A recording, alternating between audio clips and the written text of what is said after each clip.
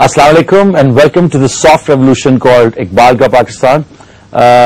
ہم آپ کی بہت ساری ای میلز آپ کی ریسیو ہو رہی ہیں, ایس ایم ایس کے تھرو آپ کے خیالات کا پتہ چل رہا ہے, اور ہمیں یہ پتہ چل رہا ہے کہ ایٹ لیسٹ ہم لوگ, ایٹ لیسٹ حکیم صاحب اور میں یہاں پہ جو بیٹھ کے اتنی بڑی بڑی باتیں کرتے ہیں تو وی تھاٹ کہ شاید بہت سارے لوگوں کو سمجھ نہیں آئیں گی, اور بہت سارے لوگوں نے اس کا ذکر بھی کیا کہ تم لوگ بہت مشکل باتیں کرتے ہو.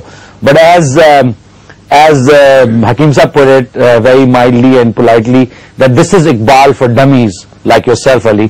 So and it is getting through, and a lot of people are actually understanding the fact کہ what جو آئیڈیالوجی آج سے 60-64 سال تک ہم سے دور رکھے گی کسی وجہ سے, وہ آئیڈیالوجی فائنلی ہماری ینگ جنریشن تک پہنچ رہی ہے.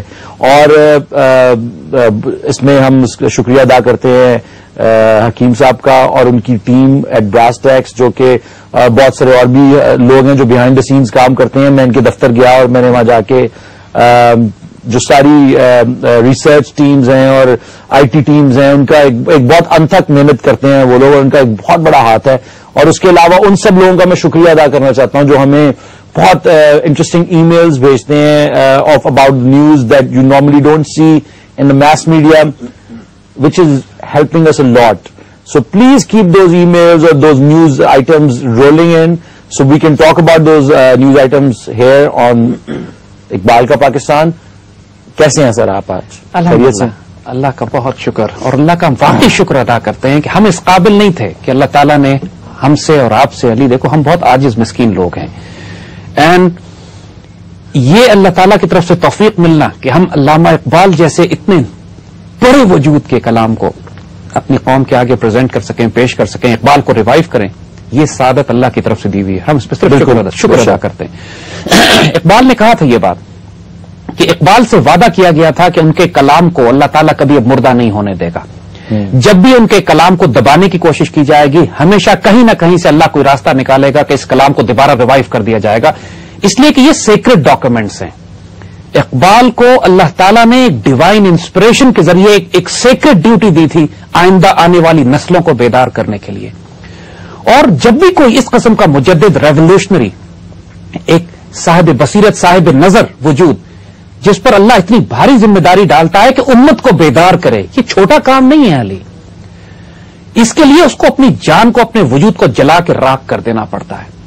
اس کے لیے آپ کو اپنی ظاہری پسند ناپسند, اپنی دنیا, اپنا سب کچھ قربان کرنا پڑتا ہے. اپنے خاندان, اپنے رشتے دار, اپنی بیوی, اپنے بچے, اپنے لائکس, اپنے ڈس لائکس, اپنے کیریئر, اپنا روپیہ, اپنا پیسہ, جب تک کہ وہ اپنے آپ کو جلا کے راکھ نہ کر دے. یہ قدم قدم قیامت, یہ سواد کوئے جانا, جسے زندگی ہو پیاری وہ یہیں سے لوٹ جائے. اس سفر میں سب سے پہلے سر جاتا ہے. وہی پروگرام سے پہلے جو آپ بات کر رہے تھے مذاق میں آپ نے کہا کہ ہم حیران ہیں کہ ابھی تک لوگوں نے ہمیں زندہ کیسے چھوڑ دیا ہے, کہ ہم نے اس دنیا کے ہر کفر کو اٹیک کیا, ہم نے ہر فرعون سے ٹکر لیے, چاہے وہ ہماری داخلی صفوں میں ہو, چاہے خارجی ہو, چاہے وہ ہمارے صفوں میں ایک مذہبی جنونی کے طور پہ چھپا ہوا ہو, یا مولوی کے طور پہ چھپا ہو, یا سیکولر لبرل کے طور پہ چھپا ہو, یا وہ مارکسسٹ اور زائنسٹ ہو اور کسی ازم کو فالو کرتا ہو, یا گلوبل اکنامک سسٹم اور کیپٹل سسٹم کو ریپرزینٹ کرتا ہو, یا اس کفر کے ڈیموکریٹک ڈکٹیٹرشپ کے سسٹم کو ریپرزینٹ کرتا ہو, ہم نے کسی کافر کو چھوڑا نہیں ہے. صحیح کہہ رہے ہیں. اور اس کو ایکسپوز کیا ہے. اور اقبال کس طرح بچ گئے تھے؟ اقبال نے بھی تو اپنے زمانے کے ہر کفر کو اٹیک کیا تھا. اب یہ وہ ڈیوائن وزڈم ہوتی ہے, یہ اللہ کا رازدار ہونا پڑتا ہے کہ جب اللہ کسی آئیڈیالوجی کو, کسی آئیڈینٹی کو پروموٹ کرنا چاہتا ہے تو پھر اس کی حفاظت کی ذمہ داری بھی اللہ کے پاس ہوتی ہے. حضور صلی اللہ علیہ وسلم کو شہید کر دینا کیا مشکل بات تھی کفار کے لیے. کتنی دفعہ انہوں نے اٹیمپٹ کی حضور کو شہید کرنے کے لیے, لیکن اللہ تعالیٰ آپ کی حفاظت کرنے والا تھا.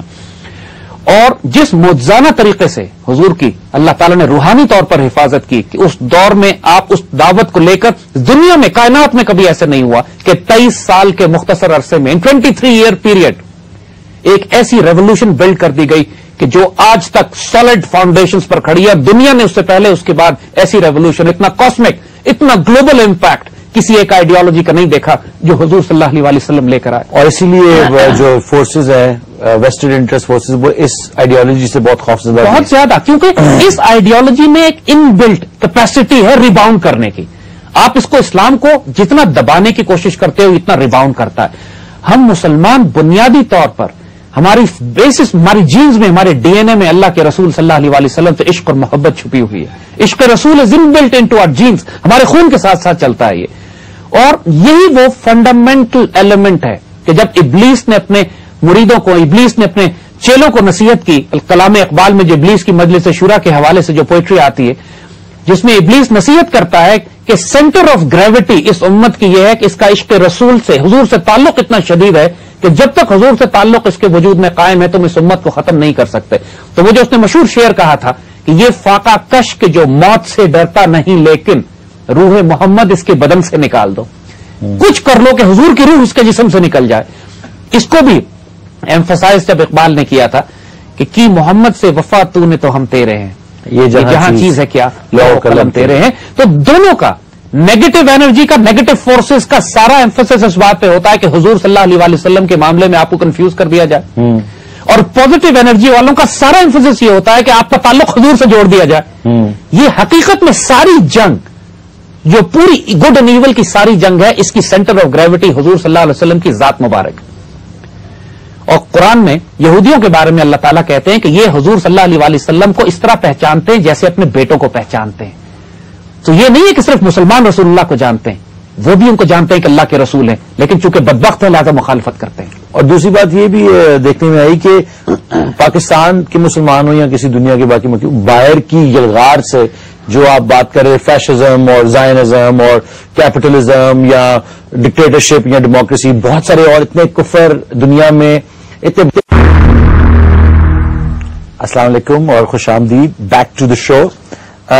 یہ اقبال کا پاکستان ایک ایسا شو ہے جس میں آبویسلی ہم لوگ اقبال کے پاکستان کو ڈسکور کرنا چاہتے ہیں اور اقبال کے پاکستانیوں کو بھی ڈسکور کر رہے ہیں. اور through this show what the greatest thing which is happening اس کے لوگ جو کہ اس میسج کے ساتھ آئیڈینٹیفائی کرتے ہیں وہ جس کو کہتے ہیں ہزاروں کی تعداد میں جوک در جوک کہ they want to connect to a platform which is obviously you are providing it with brass tacks اور ماشاء اللہ with this show and other shows that you do.